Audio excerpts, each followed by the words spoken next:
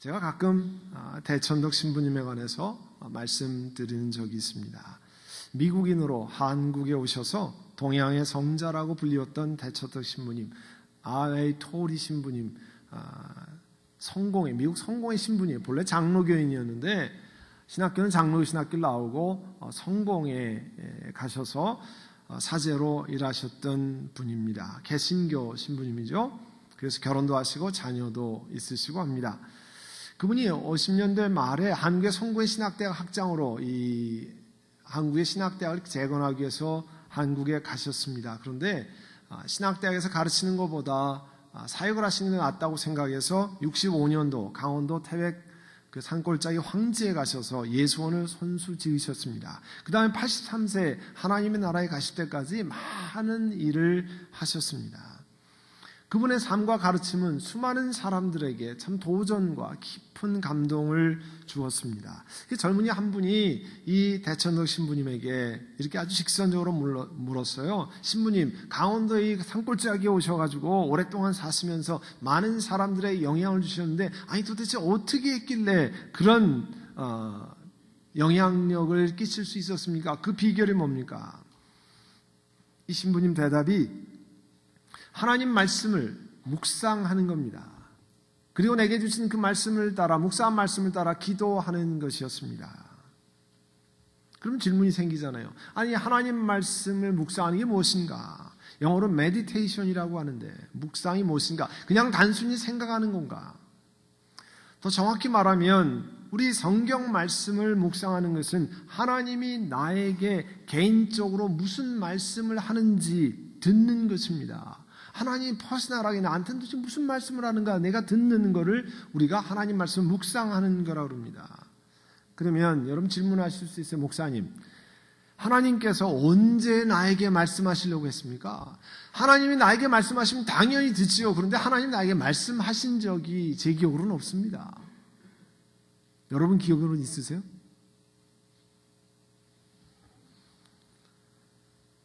하나님 말씀하시는 방법이 크게 두 가지입니다. 나중에 더 줄이면 한 가지인데 결국은 성경 말씀을 통해서 우리에게 하나님이 말씀하세요. 또 한 가지 다른 방법은 지금과 같은 예배 중에는 저 같은 설교자를 통해서 하나님의 음성을 들려주십니다. 하나님의 뜻을 전달해 주십니다. 근데 설교도 하나님 말씀을 잘 풀어서 얘기하는 거잖아요. 그러니까 하나님 말씀을 풀어서 얘기한다는 차원에서는 하나님은 계시된 하나님 말씀을 통해서 우리에게 가르쳐 주시는 거예요. 그리고 예배 시간에는 특별히 예배 시간에 거의 반 정도가 설교자의 시간으로 할애되어 있습니다. 우리 개신교에서는. 그래서 그 설교자를 통해서 이 예배에 오늘 1월 10일 날 참여하는 여러분들이 하나님에게 하나님 무슨 말씀을 주시냐를 듣는 겁니다. 이 시간에 그냥 오는 것이 아니라 여러분이 찬양도 드리고 기도도 드리고 헌물도 드리고 여러 마음을 드리는데 하나님이 나에게는 뭐라고 말씀하시는가 듣는 시간이 이 설교 시간이에요. 여러분, 여러분이 만약에 비즈니스를 한다고 합시다.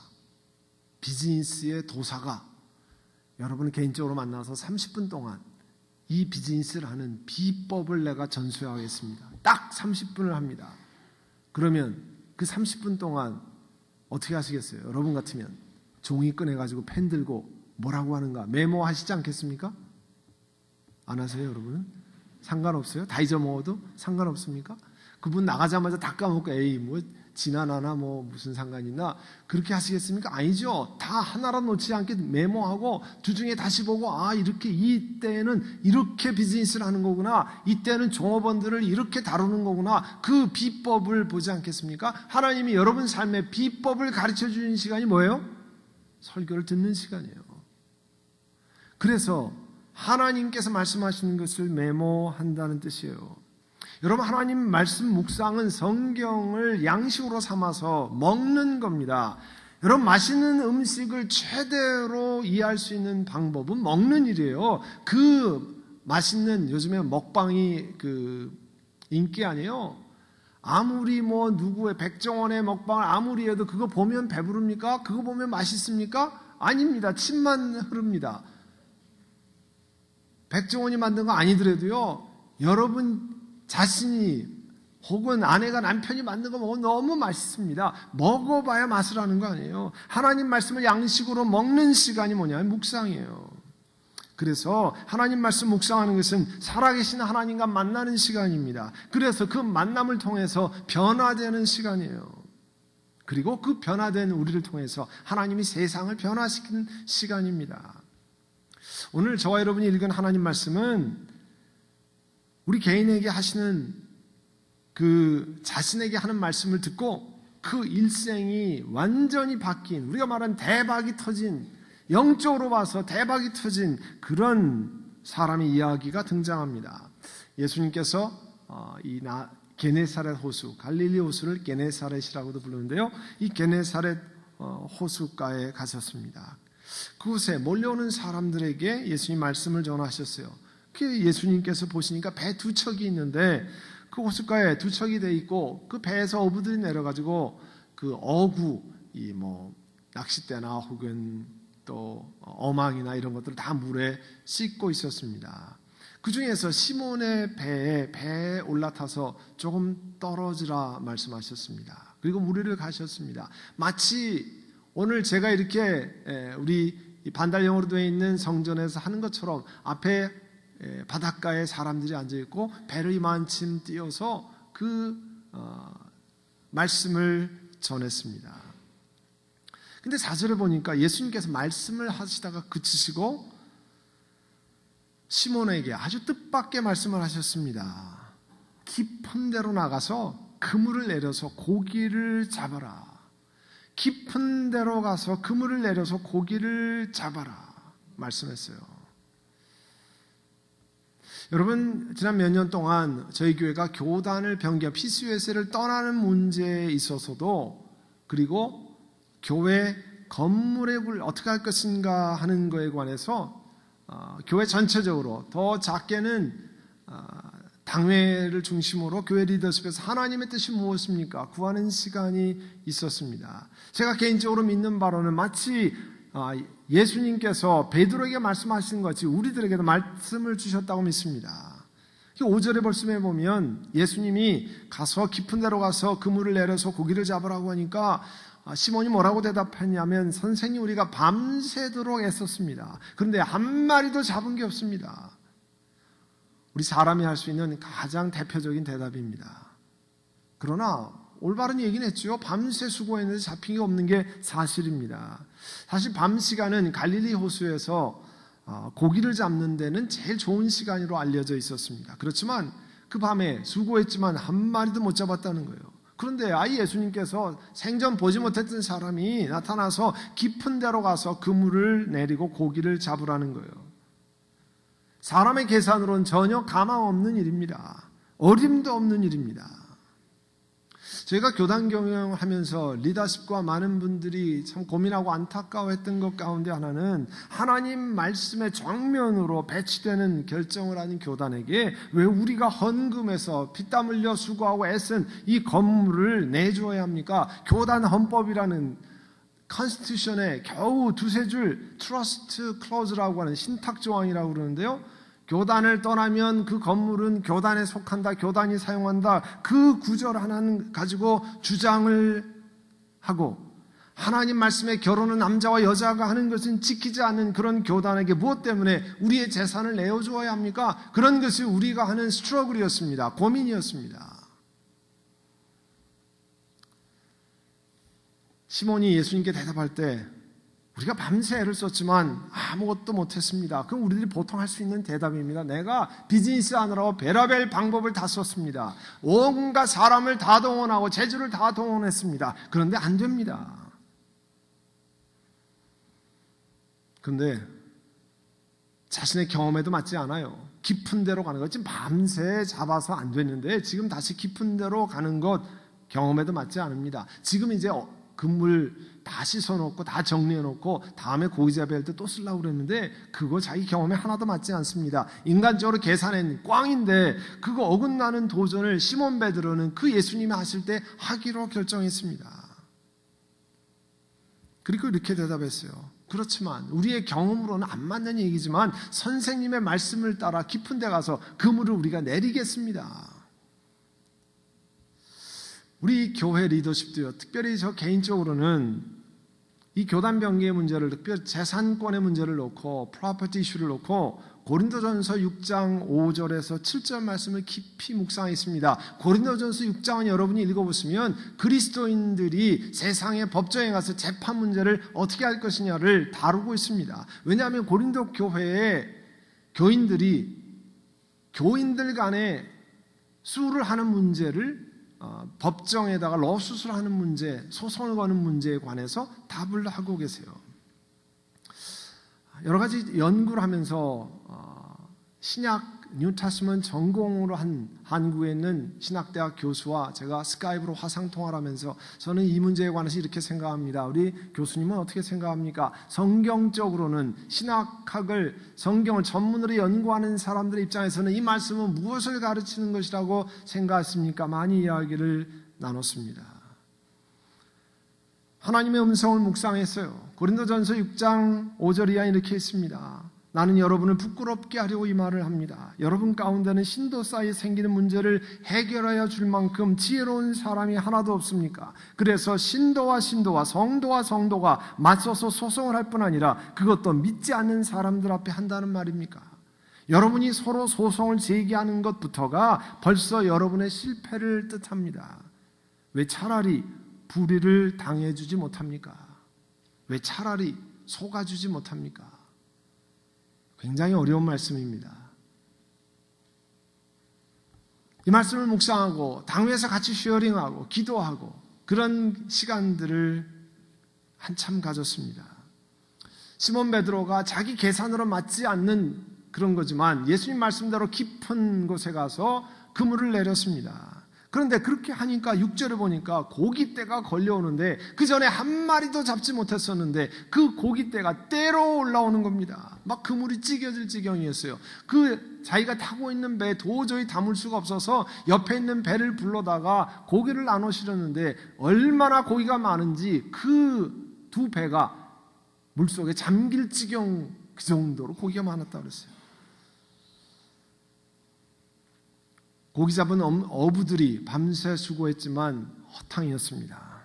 그러나 우주를 창조하신 예수님 생명의 말씀을 따라 순종했을 때 엄청난 일이 일어났습니다. 예수님께서 베드로가 내린 결단, 자기의 컴포트 존, 자기가 편리하게 잘 살아왔던 존을 넘어서서 결단을 내리니까 하나님이 그것을 보시고 기적을 베풀어 주셨습니다. 성경에 보면요, 주님을 신뢰하는 믿음의 모험을 할 때 하나님이 역사하신 얘기가 가득 차 있는 것이 하나님의 말씀입니다. 성경을 읽어보시면요, 우리 세상의 경험으로만 사는 것이 아니라 자기의 신앙의 경험 혹은 자기가 하는 것을 넘어서 우리의 생각을 뛰어넘으신 하나님이 역사하시는 경험들이 수도 없이 써 있습니다. 그 스토리를 읽고 믿음을 가지고 하나님을 의지하며 걸어가는 것이 뭐냐면 신앙생활이에요.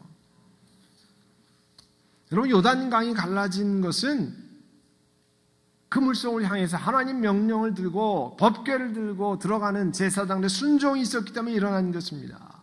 중풍병자가 들것을 실려왔는데 그 꽉 차인 사람들 속에 지붕을 뚫고 그 친구들이 지붕을 뚫어내리고 예수님 만나면 이 중풍병자가 의사가 고치지 못한 이 사람이 살아날 것이라고 하는 신앙의 모험.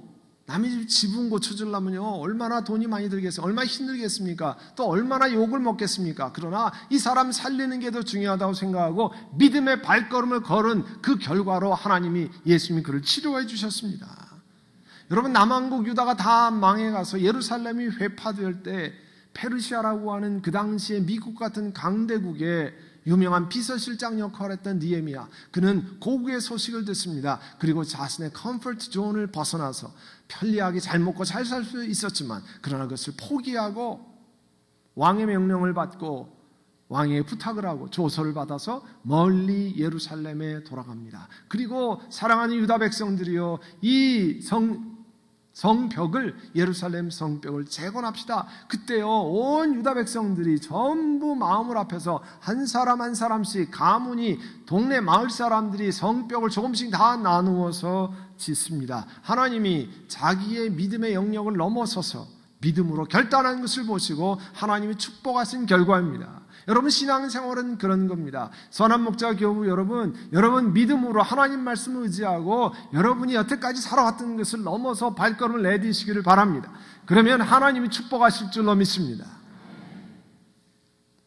그 놀라운 경험을, 한 마리도 못 잡았던 것을 터지도록 그 물고기를 잡은 다음에 8절에 보시면 시몬 베드로가 그걸 경험한 다음에 예수님의 무릎 앞에 엎드려서 말합니다. 주님, 나에게서 떠나주십시오. 나는 죄인입니다. 베드로가요, 그 고기를 잡은 다음에 이건 사람이 할 수 있는 일이 아니라는 걸 알았습니다. 여러분, 우리가 이 시노일스의 예배 처소에 들어와서 이 일은 사람이 할 수 있는 일이 아니라는 것을 다 고백합니다. 우리뿐만 아니라 주변에 있는 사람도 고백합니다. 다른 사람들도 그렇게 고백하여 선한 목자 교회 실력으로 들어간 게 아니라고 다 알아요. 하나님이 하시는 거라 그런 뜻 아니에요. 그 다음에 그들이 경험했습니다. 베드로가 경험했어요. 하나님이 하시는 일입니다. 자신의 추한 모습이 보이기 시작했습니다. 그리고 고백한 일이 나에게서 떠나 주십시오. 거룩한 하나님이 추한 내 앞에 계시면 안 됩니다. 떠나 주십시오. 구약에서 이사야 선지자가 하나님의 임재를 경험했습니다. 그리고 이사야서 6장 5절에 말씀하시기를 이제 내가 죽게 되었구나. 내는 입술이 부정한 사람인데 나는 죄인인데 내가 부정한 백성 가운데 살고 있으면서 만군의 주가 되신 거룩하신 하나님을 배웠구나. 내가 죽게 되었구나 그랬어요. 베드로는 예수님의 음성을 듣고 순종하는 가운데 기적을 경험했습니다. 그리고 자신이 거룩한 분을 만났다고 하는 사실을 깨달았습니다. 그리고 자신이 얼마나 추한 사람인가 하는 것을 알게 됐습니다. 이 모든 것은요, 예수님 말씀을 듣고 자기 자신에게 하는 말씀을 직접 듣고 순종해서 실천하면서 겪은 거예요. 여러분, 참 신앙생활이 다양합니다. 여기 예수 믿고 이렇게 하면서 저도요, 어렸을 때 교회 그냥 왔다리 갔다리 하는 였다가 제가 본격적으로 신앙생활하는 것은 고등학교 때 저희 아버지가 아프셔서 아버지 병 낫게 해주는 것 때문에 교회를 가기 시작했습니다. 그것이 다시 리커넥트가 돼가지고 신앙생활을 하게 됐습니다. 그리고 몇십 년 후에 이 자리에까지 오게 됐습니다. 여러분, 병 낫기를 위해서 기도하는 게 하나 나쁜 것 아닙니다. 또 여러분의 비즈니스가 어려운 걸 위해서 기도하는 것 정상적인 일입니다. 그리고 여러분의 자손들을 위해서 기도하고 부모들을 위해서 기도하고 여러분의 신분 문제 해결을 위해서 기도하는 것 하나 이상할 게 없습니다. 우리의 모든 것을 들으신 하나님 앞에 나아가야 됩니다. 그런데 신앙생활을 하면은 성경의 말씀을 통해서 보면 그것보다 한 차원 더 나아가는 발전하는 신앙이 있는데 그건 뭐냐면 에베소서 4장 13절 이하에 있는 거예요. 에베소 교인들을 보니까 예수 믿는 시간이 오래됐는데요, 똑같아요. 뭘로 똑같아요? 어린애 신앙으로 똑같아요. 여러분, 아기가 태어났는데 시간이 지나면 자라야 되지 않습니까? 5년, 10년 지났는데 똑같아요. 그건 너무 이상하게 생각하는 거 아니에요? 그런데 신앙적으로는 자랑스럽게 얘기해요. 저는 5년이나 10년 전에 똑같습니다. 자랑입니까? 아닙니다. 우리 집 애는 5년이나 10년 전이나 똑같습니까? 그거는 아픔의 고백 아니에요. 그러면 신앙생활하는 것도 하나님, 내가 5년이나 10년 전이나 똑같으면 안 되는데 성경의 에베소 4장 13절에 뭐냐면 더 이상 어린아이로 있어서는 안 된다는 거예요. 사람의 속임수나 간교한 술수나 온갖 교훈의 풍조에 흔들려서 이리저리 왔다리 갔다리 하지 말아야 된다는 거예요. 제가 참 가슴 아픈 건요, 저도 미국에 온 지 이제 30년째가 되는데요, 40년, 50년 전에 오신 분들 이렇게 보면 미국이 미국 국민이 다 그리스도인은 아닐지라도 그리스도의 말씀의 원리에 따라서 다 주로 생활하고 그것을 그렇게 해야 되는 것으로 생각했습니다. 근데 지금은 완전히 아닙니다. 아닌 정도가 아니라 교회가 앞장서 가지고 하나님 말씀이 가르치는 것을 뒤집어 엎고 결정하고 사회의 세상의 문화가 더 우선인 것처럼 가르치는 세상에 살았습니다. 그래서요, 잘못된 가르침에 몇 번 들으면 그게 진짜인 줄 알고 그것으로 홀가닥 넘어가는 사람들이 너무 많이 있어요. 여러분, 신앙생활은 신앙의 연조가 더해가면서 성경 말씀이, 하나님 말씀이 가르치는 것이 무엇인지 깊이 깨달아야 합니다. 그래서 모든 것이 자라나서 머리가 되시는 그리스도까지 다다라야 합니다. 요즘엔 앞장서서 목회자들이, 교회 리더들이 잘못된 것을 가르쳐서 사람들이 흔들리는 게 사실입니다. 근데 뭣도 모르고요, 그런데 쫓아가면 엄청나게 손해봐요. 그러니까 손해보시지 않으려면 여러분이 잘 분별해서 정말 하나님이 가르치시는 것이 무엇인지 깨달아 알아야 됩니다. 금년에 다시 기본으로 하는 Back to the Basics라고 하는 것을 한 이유는 교단 변경을 이렇게 하면서 저희가 보니까 이 기본이 흔들려가지고 흔들린 분이 너무 많이 계시더라고요. 사도행전 2장 42절에 그들은 사도들의 가르침에 몰두하며, 그래, 사도들의 가르침에, 여러분 사진에 보시는 것은 여호수아 선교회가 식사 후에 성경 공부하는 모습을 친교실 안쪽 유리창을 통해서 찍은 겁니다. 그래서 여호수아라는 게 반대로 이렇게 붙어 있잖아요. 거기 앉아가서 정말 진지하게 하나님 말씀을 읽고 또 하나님께서 우리 설교 말씀을 통해 뭐라고 가르치시냐를 하는 모습입니다. 저희가 모델비는 못 드렸지만 그래도 아주 진지하게 하는 모습 너무 아름답습니다. 여러분, 초대교회 사도들의 가르침에 몰두한다는 게 무슨 뜻입니까? 초대교회의 사도들이 뭘 가르쳤겠어요? 예수님께서 전하신 말씀을 가르쳤습니다. 구약에 전해 내려오는 하나님의 말씀을 가르치셨습니다.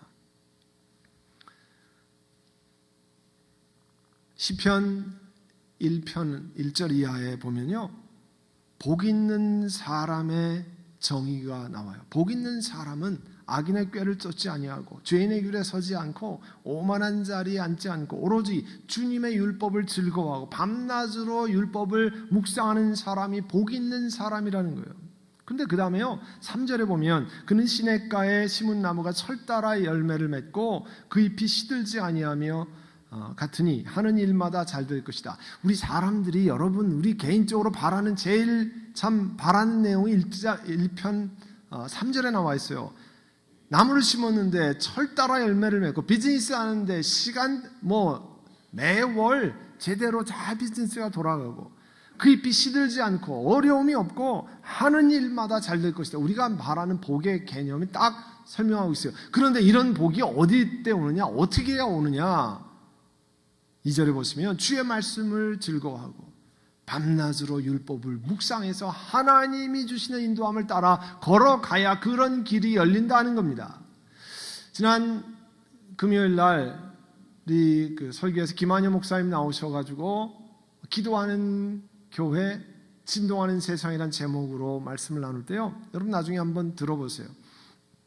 웹사이트에도 올라가 있으니까 들어보시면 기도하지 않고 일이 잘 되면 그거는 축복이라고 얘기하면 안 된다고 얘기하지 않았어요?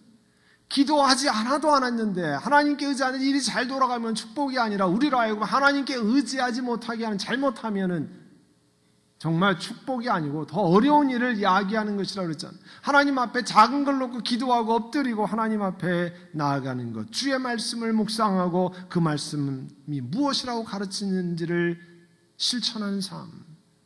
그런데요, 이 하나님 말씀은 책 잘 읽는 사람이 읽는 게 아닙니다. 하나님 말씀은 공부 잘하는 사람이 잘 이해가 되는 것 아닙니다. 만약에 하나님 말씀이 공부 잘하는 사람이 잘 이해하면 여러분, 공부 많이 하는 사람만 신앙이 좋게요? 아닙니다. 공부 많이 해서 성경을 읽었는데 하나님이 가르쳐주신 진정한 뜻은 깨닫지 못하고 겉핥기만 해서 오히려 더 복잡하게 사는 사람이 많아요.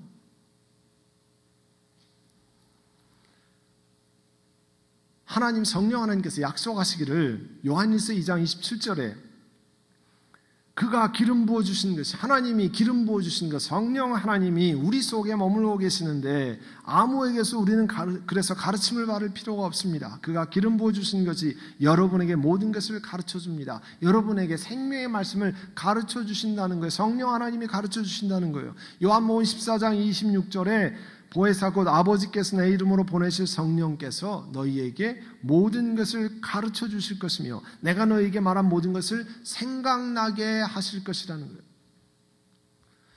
제가 처음 서두에 시작했던 그 대천덕 신부님 책을 여러 권 읽었는데요. 대천덕 신부님은 그분 PhD 받은 적이 없습니다. 그런데 그분이 성경 말씀을 해석하고 하시는 것은요, 어떤 신학자, 어떤 목회자보다 더 탁월한 하나님의 지혜가 담겨 있습니다. 왜 그렇습니까? 그분이 학문적으로만 그렇게 한 게 아니에요. 하나님이 성령 하나님을 통해서 그에게 말씀하시는 것을 깨달아서 사람들에게 전하는 겁니다. 그 말씀을 듣고 사람이 변화되고 그 말씀을 듣고 행동이 바뀌고 그 말씀을 듣고 일하는 방법이 바뀐 사람들이 수도 없이 많습니다. 그가 공부 많이 했기 때문에 그런 게 아닙니다. 성령 하나님께 의지했기 때문에 그래요. 요한복음 16장 13절에 그분 곧 진리의 영이 오시면 그가 너희를 모든 진리 가운데로 인도할 것이요. 공부가 너희를 진리 가운데로 인도할 것이요? 아닙니다. 진리의 영, 성령 하나님이 너희를 진리 가운데로 인도하실 것이라고 하는 거예요. 그래서 신앙생활의 기본, 여러분 말씀대로 사도들의 가르침에 몰두하는 것은요, 하나님의 성령님 내게 가르쳐 주시기를 원합니다. 내게 깨닫게 해주시기를 원합니다. 성령 하나님께 의지하셔야 됩니다. 이제 성경 말씀을 여러분 개인적으로 읽을 때라든지 주일날 말씀을 듣고 이 묵상 노트에 메모하신 다음에 여기에 적어 나가실 때 실제적으로 여러분 자신에게 해야 할 질문들이 있습니까? 이 말씀 속에 내가 따라야 할 모범이 있는가? 내가 이 말씀을 읽는데 이 말씀 속에 내가 따라야 할 example이 있는가? 오늘 본문에 같으면 보면 그런 건 많이 있잖아요. 성경 말씀이 있다가 여러분 베드로는 이해할 수 없는 명령이었어요. 자기의 경험으로는 따라할 필요 없는 명령이었어요. 그러나 예수님이 말씀했기 때문에 자기의 경험을 포기하고 깊은 데로 갔습니다. 그물을 내렸습니다. 그 다음에 자기가 경험할 수 없는 일생일대 기적을 경험했습니다. 사랑하는 성도 여러분, 내가 따라야 할 모범이 있는가? 성경 말씀을 읽으면서 오늘 이 가운데 오늘 베드로가 이렇게 순종했는데 하나님이 나에게 말씀하시면 오늘 예배 시간에 나에게 말씀하셨는데 내가 성경 읽을 때 하나님 말씀하셨는데 나는 어떻게 해야 할 것인가? 묵상하셔야 됩니다. 그리고 내가 피해야 할 죄가 있는가? 한번 물으셔야 됩니다. 오늘 본문에는 뭐 그렇게 그런 내용이 나오지 않지만 다른 성경을 읽으면서 내가 과거에 이렇게 살았는데 오늘 말씀을 들으니까 그렇게 살면 안 되는구나, 내가 피해야 되는구나, 잘못 살았구나, 하나님 앞에 그런 것을 그 시간에 회개해야 합니다. 죄는요 파워입니다. 죄를 지으면 악한 세력이 여러분을 사로잡습니다. 여러분의 영혼을 사로잡고요, 여러분의 삶을 사로잡습니다. 거기서 노연하는 길은 딱 한 가지 있어요. 하나님 앞에 회개하는 일이에요. 하나님, 내가 이렇게 범죄했었습니다. 내가 이렇게 잘못 생각을 했습니다. 그런데 하나님 앞에 이렇게 고백합니다. 용서해 주시기를 원합니다. 내가 그때 잘 모르고 이렇게 했는데 하나님 용서해 주시기를 원합니다. 내가 그때 교만해서 이렇게 함부로 말했는데 하나님 용서해 주시기를 원합니다. 그렇게 회개해야 그 죄가 갖는 파워가 여러분에서 떠나갑니다. 그런 것들을 적는 거예요. 그리고 인생을 살면서 얼마나 힘들 때가 많이 있습니까? 어렵고 힘들 때 하나님, 오늘 이 말씀에 약속의 말씀을 주시는데 그 약속의 말씀을 내가 붙들기를 원합니다. 여러분이 저에게 레버런 코어하고 100불짜리 체크를 줬다고 생각해 봅시다. 이쪽에 은행에. 그러면 제가 그걸 들고 은행에 갑니다. 그리고 은행에서 100불을 받습니다. 왜 그래요? 은행이 커스터머랑 약속한 게 있어요. 내가 이렇게 체크를 써서 하면 내 어카운트에 돈이 있는 한 지불해 주라고는 약속이 있어요. 하나님 앞에 하나님 말씀도 약속입니다. 하나님 이렇게 말씀하지 않았습니까? 하나님 이렇게 말씀하시는데 하나님께서 역사해 주시기를 원합니다. 여러분, 그런 약속들을 들고 하나님 앞에 나아가는 겁니다. 그리고 이 말씀을 속에서 내가 혹시 순종해야 할 말씀, 하나님 앞에 순종해야 할 것이 있는가 찾아서 하나님 앞에 하는 겁니다. 사랑하는 성도 여러분, 하나님이 내 인생을 언제 바꾸시고 언제 새롭게 할지 모릅니다. 오늘 이 시간이 될지, 내일 새벽이 될지, 내일 밤이 될지, 여러분 직장에서 일하다가 10분 내서 성경 말씀 묵상하는 그 시간이 될지 모릅니다. 그런데 하나님은 여러분에게 그 시간에 말씀하시기를 원합니다. 그리고 말씀하시고 계십니다. 문제는 내가 귀를 열지 않습니다. 내가 듣지 않습니다. 내 마음에 새기지 않습니다. 그러면 그 능력을 경험할 수 없습니다. 이제 우리의 기본은 뭡니까? 신앙생활의 기본은 하나님이 나에게 말씀하시는데 그 말씀을 듣고 순종하고 그 말씀을 묵상해서 내가 어떻게 지킬 것인가, 그 말씀의 능력을 경험하는 것 아니에요. 여러분 식사를 해야 영양가를 얻습니다. 하나님 말씀을 드셔야, 먹어야 생명의 은혜가 충만하게 되어집니다. 2016년에는 그것을 잊지 않고 하나님 말씀을 묵상하고 하나님 말씀을 먹어서 하나님의 거룩함을 경험하는, 그 생명을 경험하는 여러분 되시기를 바랍니다. 이 시간에 우리 한번 같이 통성으로 기도하려고 합니다. 기도할 때 아까 말씀드렸죠? 성령 하나님이 여러분 말씀을 깨닫게 하시는 거예요. 아, 목사님, 난 그 전에 성경 읽어도요, 읽으면은 저는 잠이 안 올 때 이걸 읽습니다. 왜요? 읽으면 금방 잠이 오니까? 뭐 그렇게 되면 안 되잖아요. 하나님, 성령 하나님께서 이것을 깨닫게 도와주시기를 원합니다. 우리 이 시간에 기도해서 2016년에 그 말씀이 나에게 하나님 말씀이 가르치신 것을 깨닫고 그 은혜를, 그 충만한 비결을 경험하는 시간 되게 해주옵소서. 이 시간에 우리 한번 통성으로 같이 기도하겠습니다. 좋으신 아버지 하나님, 은혜를 감사합니다. 저희들 하나님 말씀이 우리에게 주어집니다. 또 주어졌습니다. 예배 시마다 혹은 우리가 성경 말씀 읽을 때마다 하나님 우리에게 말씀하십니다. 우리의 마음을 열고 주의 음성을 듣게 하시고 그 음성을 듣고 묵상해서 하나님이 우리 삶의 비즈니스 일터의 사람과의 관계 속에 또 우리의 미래를 생각할 때 하나님 인도하시는 것을 깨달아 알게 하시기를 원합니다. 베드로가 자기의 경험과는 다르지만 그러나 주께서 말씀하셨기에 순종해서 커다란 기적을 경험한 것 같이 2016년에는 주의 말씀을 경험하고 그 생명의 은혜를 경험하고 그 기쁨을 만끽하는 하나님의 백성들 되게 하여 주옵소서. 예수님의 이름으로 기도하옵나이다. 아멘.